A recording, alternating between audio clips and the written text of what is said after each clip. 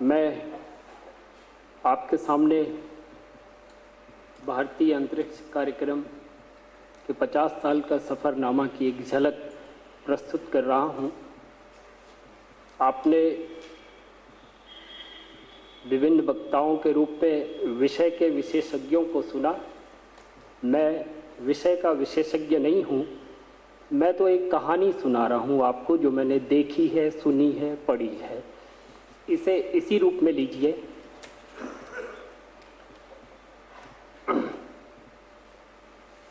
भारतीय अंतरिक्ष कार्यक्रम इसमें अपने स्वर्ण जयंती वर्ष में प्रवेश कर रहा है। 21 नवंबर 1963 को भारत ने एक छोटा सा रॉकेट छोड़कर अंतरिक्ष में एक बड़ा कदम रखा था। इन 50 वर्षों में भारतीय अंतरिक्ष कार्यक्रम बहुत लंबी दूरी तय करते हुए चंद्रमा के बाद अब मंगल को छूने की ओर उन्मुख है। और ये देखिए कितना एक संयोग है कि हम विज्ञान परिषद प्रयाग का शताब्दी वर्ष मना रहे हैं, और जब विज्ञान परिषद प्रयाग अपना स्वर्ण जयंती वर्ष मना रहा होगा तब इसरो से पहले जो भी भारतीय अंतरिक्ष कार्यक्रम का अंकुरण हो रहा था। और इसी वर्ष कुछ ही महीनों में मार्च तक ये वर्ष शताब्दी वर्ष समापन की ओर होगा। और इन महीनों में हम भारतीय विज्ञान कांग्रेस का शताब्दी वर्ष मनाने की ओर बढ़ रहे हैं। और दिसंबर महीने से NRDC national research development corporation का हीरक जयंती वर्ष प्रारंभ हो रहा है। तो बड़े संयोग की बात है, सुखद संयोग की बात है। तो हम अपनी बात, ये जो यात्रा है भारतीय अंतरिक्ष कार्यक्रम की, ये बड़ी रोचक है। तो आइए हम भी अपनी बात वहीं से शुरू करते हैं जहां से इस यात्रा पर निकलने के विचार का प्रस्फुरण हुआ था। बात 4 अक्टूबर 1957 की है।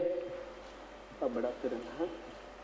इस दिन तत्कालीन सोवियत संघ ने स्पुतनिक 1 को कृत्रिम उपग्रह को अंतरिक्ष में पृथ्वी की कक्षा में स्थापित कर एक नए युग की शुरुआत की थी।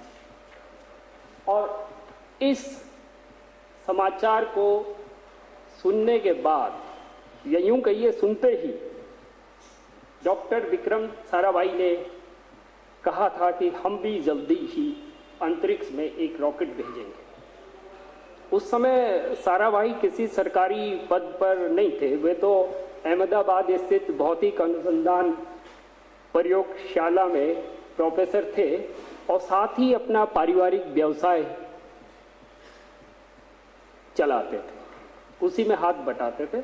और भौतिक अनुसंधान प्रयोगशाला की स्थापना सन 1947 में डॉक्टर साराभाई ने ही की थी। अब आगे डॉक्टर साराभाई भारतीय अंतरिक्ष कार्यक्रम की योजना बनाने में जुट गए और उन्होंने सन 1961 में अपनी योजना पूरी कर भारत सरकार को सौंपी। सन 1961 में जब इतने कम समय में उन्होंने एक बहुत ही वृहत योजना बनाकर तत्कालीन प्रधानमंत्री पंडित जवाहरलाल नेहरू को दी, तो उन्हें और उनकी सरकार को वो योजना बड़ी पसंद आई, उपयोगी लगी भविष्य को देखते हुए। और सन 1962 में परमाणु ऊर्जा विभाग भारत सरकार के अंतर्गत अंतरिक्ष अनुसंधान समिति का गठन किया गया, जिसे भारतीय राष्ट्रीय अंतरिक्ष अनुसंधान समिति, Indian national committee for space, इनको स्पार नाम दिया गया। डॉक्टर साराभाई इस समिति के अध्यक्ष बनाए गए और मुख्यालय साराभाई की भौतिक अनुसंधान प्रयोगशाला। अब ये तो एक योजना है, अब इसका कार्यान्वयन तो डॉक्टर साराभाई अब एक ऐसी जगह की उनको तलाश थी जहाँ पे रॉकेटों को अंतरिक्ष में भेजा जा सके, और तलाश खत्म हुई तिरुवनंतपुरम स्थित केरल से 16 किलोमीटर दूर पश्चिमी तट पर थुम्बा में। बड़ा महत्वपूर्ण स्थान था वो, भू भौतिक जियो फिजिकल दृष्टि से। ये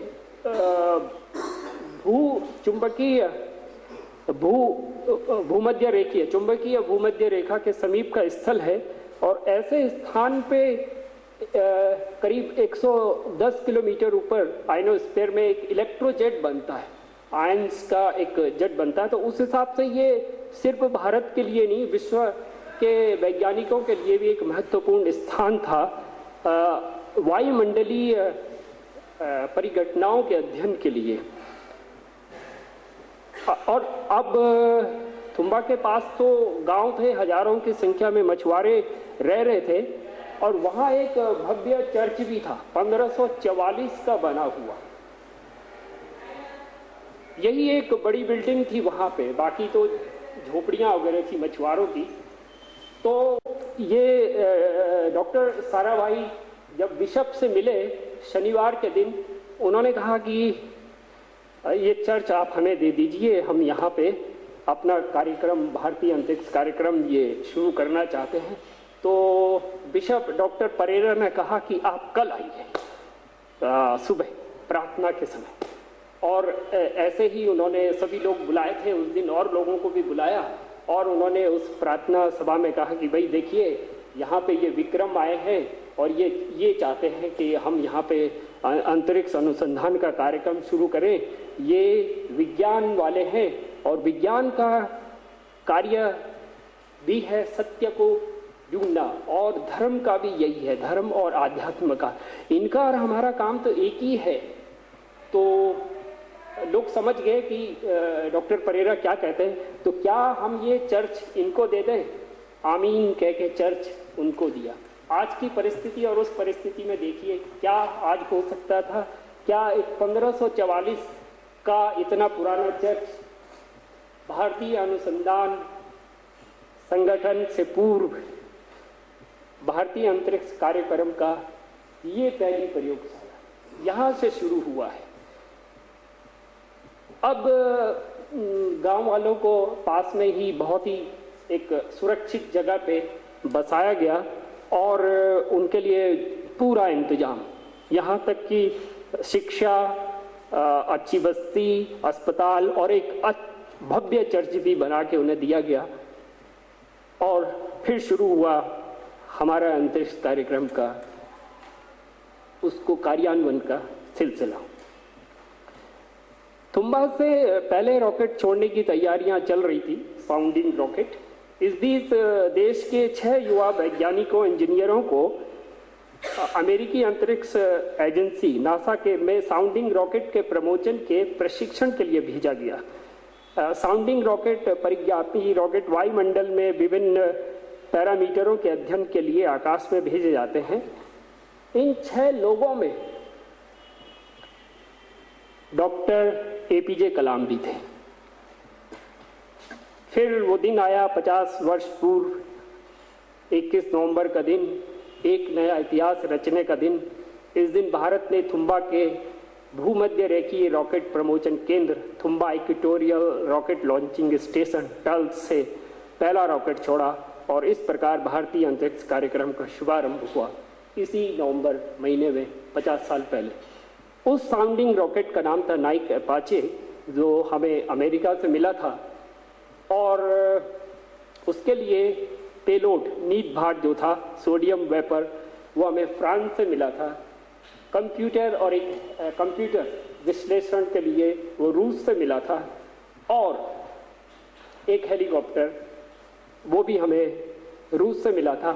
देखिए, 2 शीत युद्ध वाले देशों को एक व्यक्ति, जिसे हमने मैग्नेटिक इक्वेटर वाली जगह हमने कही है, एक मैग्नेट तो एक चुंबकीय व्यक्तित्व तो साराभाई थे कि जो 2 शीत युद्ध वाले लोगों को यहाँ ले आए, और उनके चुंबकीय व्यक्तित्व को ही देखिए कि उन्होंने 1554 का चर्च भारतीय अंतरिक्ष कार्यक्रम के लिए प्राप्त किया। उसके बाद 1965 में थुम्बा में अंतरिक्ष विज्ञान और प्रौद्योगिकी केंद्र space science and technology centre SSTC की स्थापना की गई और 1967 में भारतीय अंतरिक्ष कार्यक्रम को आगे बढ़ाते हुए अहमदाबाद में उपग्रह दूर संचार भू केंद्र की स्थापना की गई। 2 फरवरी 1968 को, जैसे मैंने चर्चा की कि यह अंतर्राष्ट्रीय महत्व का स्थल था, तो टल्स को संयुक्त राष्ट्र को समर्पित किया गया। जल्दी ही भारत के अंतरिक्ष वैज्ञानिकों और इंजीनियरों ने देश में ही साउंडिंग रॉकेट बनाने में सफलता हासिल कर ली। इस एक चरण सिंगल स्टेज रॉकेट का व्यास 75 मिलीमीटर था और इसके ईंधन को भी देश में ही विकसित किया गया था। इस पहले स्वदेशी रॉकेट को रोहिणी 75 व्यास की वजह से नाम दिया गया और 20 नवंबर, इसी नवंबर महीने की बात है, 1967 को थुम्बा से इसका सफल प्रमोशन किया गया। ये साउंडिंग रॉकेट था। फिर इसी रॉकेट में कंपोजिट प्रोपेलेंट का इस्तेमाल करके फरवरी 1969 को इसका सफल प्रमोशन किया गया। 15 अगस्त 1969 को डॉक्टर साराभाई की अध्यक्षता में भारतीय अंतरिक्ष अनुसंधान संगठन इसरो की स्थापना की गई और इसके साथ ही देश में उपग्रह और उपग्रहों को अंतरिक्ष में पहुंचाने वाले रॉकेटों यानी प्रमोशन यान लॉन्च व्हीकल के निर्माण का फैसला किया गया और आगे बड़े रॉकेटों को प्रमोशन करने के लिए श्रीहरिकोटा आंध्र प्रदेश को नए स्थल के रूप में तैयार कर लिया गया।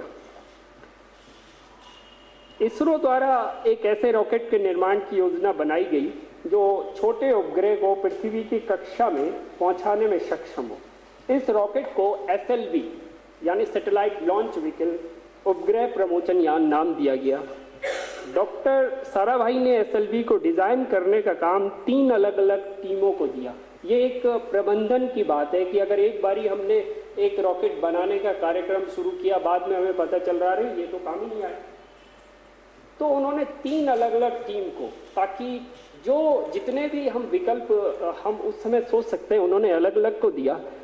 साराभाई प्रबंधन को खूब जानते थे। इंडियन इंस्टीट्यूट ऑफ मैनेजमेंट के संस्थापक वही और ऑपरेशन रिसर्च ग्रुप जो भारत में वही लाए थे, तो प्रबंधन को खूब जानते थे। और अगर अपने पारिवारिक बिजनेस को जो उन्हें व्यवसाय को चलाना होता तो वो कहीं के कहीं होते। प्रबंधन की शिक्षा उन्होंने अच्छे ढंग से ली थी, लेकिन वो विज्ञान के लिए आए, विज्ञान के अनुप्रयोग के लिए आए और आज भारत को कहाँ उन्होंने पहुंचाया है अंतरिक्ष के क्षेत्र में, ये हम सब जानते हैं। तो जब 3 अलग अलग टीम को दिया गया तो ये एक 4 स्टेज वाला था, 4 चरण वाला SLV तैयार करना था। अलग अलग टीम में सिर्फ जिनमें फर्क सिर्फ व्यास और लंबाई का था। पहली टीम द्वारा डिजाइन किए गए रॉकेट को SLV-1 नाम दिया, दूसरी टीम के SLV-2 जिसे हम SLV की वजह से 2-3 कह लेते हैं, और तीसरी टीम के SLV को SLV-3, और जब चयन की बात आई तो SLV-3 को ही सर्वोत्तम पाया गया। और इस टीम के लीडर थे डॉक्टर APJ कलाम। डॉक्टर कलाम इसके बाद इस SLV-3 के विकास में जुट गए। फिर डॉक्टर साराभाई अहमदाबाद और थुम्बा आंध्र प्रदेश, ये जो हमारा श्रीहरिकोटा के बीच लगातार जाते रहते थे। 30 दिसंबर 1971 को तिरुवनंतपुरम में आकस्मिक उनका निधन हुआ। भारतीय अंतरिक्ष कार्यक्रम का जनक मात्र 52 वर्ष की आयु में हमसे विदा ले गए, लेकिन सिर्फ 1 दशक की अवधि में वह स्वप्न दृष्टा भारतीय अंतरिक्ष कार्यक्रम को गहन बुनियाद देते हुए अंतरिक्ष की नई ऊंचाइयों तक पहुंचाने का सुदृढ़ मार्ग प्रशस्त कर गए। अंतरिक्ष युग के प्रारंभिक वर्षों में ही भारत को अंतरिक्ष शक्ति बनाने की उनकी दूरदृष्टिता को विश्व भर में सराहा गया। उन्हें अनेक राष्ट्रीय एवं अंतर्राष्ट्रीय सम्मान मिले। सन 1974 में इंटरनेशनल एस्ट्रोनॉमिकल यूनियन ने निर्णय लिया कि चंद्रमा के क्रेटर बेसल को डॉक्टर साराभाई क्रेटर के नाम से जाना जाएगा, उसी चंद्रमा पे जहां पे हम अपना एक प्रोब उतार चुके हैं। अब गौर करने की बात यह है कि हम 1962 में ये कार्य कर रहे थे, उसी दौरान जब ये देश गरीबी, अशिक्षा, बेरोजगारी, भूखमरी, तमाम समस्याओं से जूझ रहा था, जमीनी कठिनाई समस्याओं से। और ऐसे में और उधर से चीन का युद्ध, जिसमें हमारी क्या स्थिति थी हम सब जानते हैं, क्या मनोभाव थे, क्या मन स्थिति थी। ऐसे में कोई आदमी इन जमीनी समस्याओं को छोड़ के और आकाश की बात कर रहा हो, अपनी बात को बता रहा हो और वो मानी भी जाए। सरकार ने भी, भाभा भी उसमें जुड़े हुए थे, अध्यक्ष तो वही थे, और वो मानी भी गई, तो उस व्यक्ति का चुंबकीय व्यक्तित्व और दूरदृष्टिता देखिए। आज हम रिमोट सेंसिंग सैटेलाइट, सुदूर संवेदन उपग्रह, संचार उपग्रह, मोबाइल, दूर चिकित्सा, जीपीएस, दूर शिक्षा, इन सब में उनकी उपयोगिता जान रहे, समझ रहे हैं। और आज कितने देश 55 वर्षों के बाद भी, स्पुतनिक के जाने के बाद, आज भी ये दहाई के अंक में नहीं पहुंचे हैं। और भारत कहाँ पहुंचा है, तो वो कोई स्वप्न दृष्टा ही ऐसा सोच सकता था उस समय में। ये एक बड़ी बात है। उनके उत्तराधिकारी के रूप में फिर प्रोफेसर धवन ने बागडोर संभाली और भारतीय अंतरिक्ष कार्यक्रम को नई ऊंचाइयों की ओर ले गए।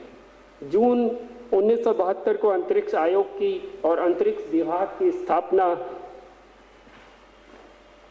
की गई। 19 अप्रैल 1975 को प्रथम भारतीय उपग्रह आर्यभट्ट को तत्कालीन सोवियत संघ के बेकानूर केंद्र से उन्हीं के कॉस्मोस रॉकेट के द्वारा अंतरिक्ष में स्थापित किया गया।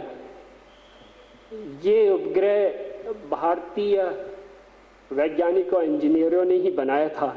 ये भारत का पहला अंतरिक्ष मिशन था। और अब 9 सितंबर 1912 को भारत PSLV 21 को प्रमोचित करके, जिसमें 2 विदेशी उपग्रहों को हमने अंतरिक्ष में ध्रुवीय कक्षा में पहुंचाया, अंतरिक्ष मिशनों का शतक बना चुका है। और आज हम अपने उपग्रह को खुद बनाते हैं। उपग्रह को बनाने की तो 1975 से ये हमने जान लिया था, समझ लिया था। और अपने प्रमोचन यान से, अपनी ही जमीन से कुछ भारी भरकम संचार उपग्रहों को छोड़ के अंतरिक्ष में भेजते हैं। ये बहुत बड़ी उपलब्धि है। 1975-76 के दौरान उपग्रह शैक्षिक टेलीविजन प्रयोग, satellite instructional television experiment site का आयोजन किया। यह विश्व का इस स्तर का सबसे बड़ा प्रयोग था। और आप इसमें देख लीजिए, मैं इसे न पढ़ूं तो ये अपनी बात को जल्दी कर दूंगा। प्रोफेसर यशपाल को इस कार्य के लिए मार्कोनी पुरस्कार से सम्मानित किया गया था। 10 अगस्त 1979 को आयोजित डॉक्टर कलाम की टीम द्वारा विकसित SLV-3 का पहला प्रयोग प्रशिक्षण असफल रहा, लेकिन 1 साल के भीतर 18 जुलाई 1980 को आयोजित दूसरा प्रशिक्षण पूरी तरह सफल रहा। कलाम साहब और प्रोफेसर धवन SLV को ले जाते हुए SLV-3 ने 75 किलोग्राम के रोनी उपग्रह अंतरिक्ष में 300 से 900 किलोमीटर ऊंचाई की दीर्घ वृत्ताकार कक्षा में पहुंचाया। SLV की बात की उड़ानें सभी सफल रही। इन सफलताओं के बाद और ज़्यादा वजनी उपग्रहों को अंतरिक्ष में पहुंचाने के लिए augmented satellite launch vehicle ASLV का को विकसित करने का काम किया गया और ये 5 चरण का रॉकेट था। इसकी SLV की पहली 2 उड़ानें 24 मार्च 1987 और 13 जुलाई 1988 को असफल रही, लेकिन 20 मई 1992 को आयोजित तीसरी उड़ान में यह रॉकेट SROS-C उपग्रह को अंतरिक्ष में पहुंचाने में सफल रहा। ASLV के बाद ASLV जो था हमारा बीच का ब्रिज उसे कहेंगे, सेतु था। उसके बाद हम पोलर सैटेलाइट लॉन्च व्हीकल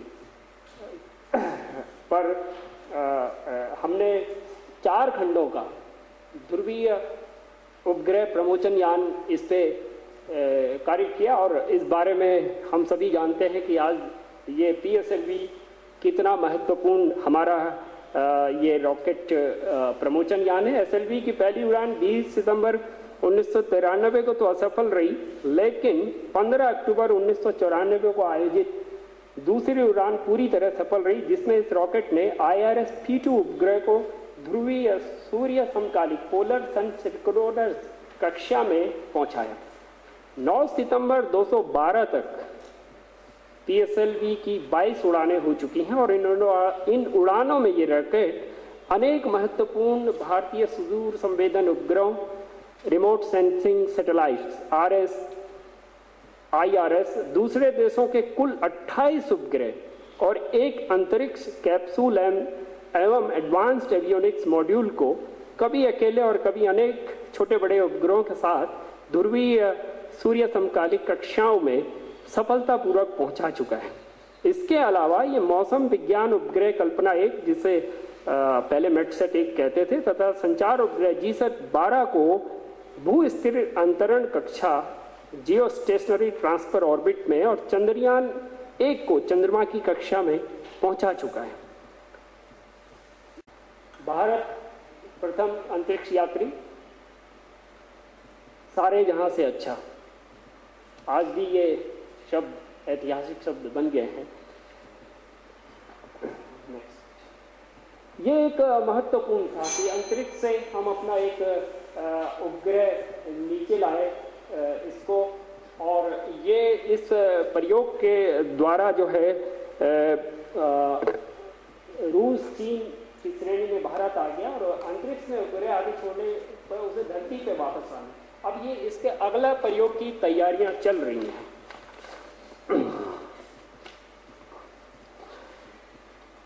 अब हम चर्चा का इनसेट जैसे भारी भरकम जो संचार उपग्रह हैं उन्हें भूमध्य रेखा से 36,000 किलोमीटर ऊपर की भू स्थिर कक्षा में भेजा जाता है। इस कक्षा में स्थापित उतने ही समय में पृथ्वी का एक चक्कर लगाते हैं जितने समय में पृथ्वी अपनी धुरी पर एक चक्कर लगाती है।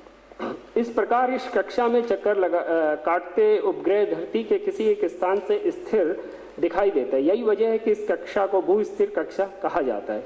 21वीं सदी में प्रवेश करने के साथ ही इसरो ने भू स्थिर कक्षा में उपग्रह को पहुंचाने में सक्षम रॉकेटों का विकास भी कर लिया था, जिसे GSLV जियो सिंक्रोनस सैटेलाइट लॉन्च व्हीकल यानी भू समकालिक उपग्रह प्रमोचन यान नाम दिया गया।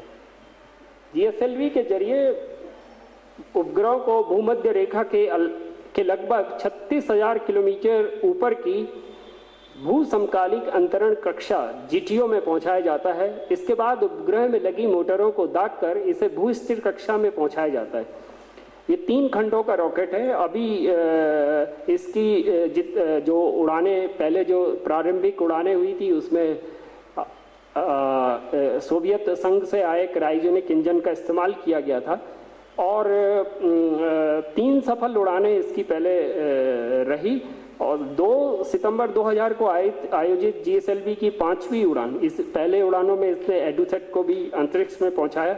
2 सितंबर 2007 को आयोजित GSLV की 5वीं उड़ान पूर्णतया सफल रही, जिसमें इनसेट 4C के बदले तैयार किए गए 2130 किलोग्राम के इनसेट 4C और संचार उपग्रह को 4CR संचार उपग्रह को भू समकालिक अंतरण कक्षा में पहुंचाया गया। इन 5 उड़ानों तक जैसे मैंने बताया कि क्रायोजेनिक इंजन का इस्तेमाल हुआ, उसके बाद हमने स्वदेशी क्रायोजेनिक इंजन वाले GSLV Mark II के द्वारा संचार उपग्रह GSAT-4 को 15 अप्रैल 2010 को अंतरिक्ष में स्थापित करने की कोशिश की, लेकिन वो नाकामयाब रही। दूसरी कोशिश भी GSAT-5 को 5 दिसंबर 2010 को पहुंचाने की भी नाकामयाब रही। अब GSLV से अभी हम 2000 किलोग्राम से थोड़ा कुछ वजनी उपग्रहों को अंतरिक्ष में भेजने में अभी हमें सफलता मिली है, लेकिन अपने संचार उपग्रह जो कि अब 4 से 3000 से 4000 किलोग्राम और उससे भी ज़्यादा 4500 किलोग्राम के, तो उसके लिए हमें GSLV Mark III बनाने की तैयारियां चल रही हैं। GSLV Mark II से तो हम जल्दी ही अपना एक GSAT श्रृंखला का उपग्रह भेजने की तैयारी में है। तो इस दिशा में पूर्ण आत्मनिर्भरता तभी आएगी जब हम GSLV से 4-4.5 टन के उपग्रह को, संचार उपग्रह को अंतरिक्ष में पहुंचा पाएंगे। और हमने रिमोट सेंसिंग सैटेलाइट जो है सुदूर संवेदन उपग्रह, उनकी चर्चा की। भास्कर 1, भास्कर 2, भास्कर 2 उपग्रह ये हमारे प्रारंभिक रिमोट सेंसिंग सैटेलाइट्स थे। इसके बाद एप्पल का एक हमें बहुत ही अच्छा अवसर मिला जो 19 जून 1981 को अंतरिक्ष में भेजा गया, वो एरियान रॉकेट से। तो उस समय एरियान रॉकेट अपने प्रायोगिक उड़ानें कर रहा था और वो दूसरे देशों को ये आमंत्रित कर रहा था कि आप आइए अपने उपग्रह दीजिए। तो अमेरिका तो देता नहीं, रूस देता नहीं, चीन नहीं देता, बाकी देश इसमें थे ही नहीं। तो भारत ने सिर्फ 2 साल में अपना एक संचार उपग्रह बनाया और ये इसको निःशुल्क एरियान के द्वारा पहुंचाया। तो GTO में पहुंचाते हैं। उसके बाद उसे भूस्थिर कक्षा में भारतीय वैज्ञानिकों ने ही रॉकेट दाग के जो उपग्रह में लगे होते हैं उससे पहुंचाया था। तो ये हम तब तक नहीं कर सकते थे जब तक हम अपना प्रमोचन यान नहीं बना लेते। तो ये आगे बहुत बड़ा हमने एक सीखा उस समय कि कैसे अपने संचार उपग्रह बनाते हैं और कैसे उन्हें असली जो उनकी कक्षा है वहाँ तक पहुँचाते हैं। चंद्रयान के विषय में मैं स्लाइड में है, उसमें मैं चर्चा नहीं करूँगा। और इसके बाद जब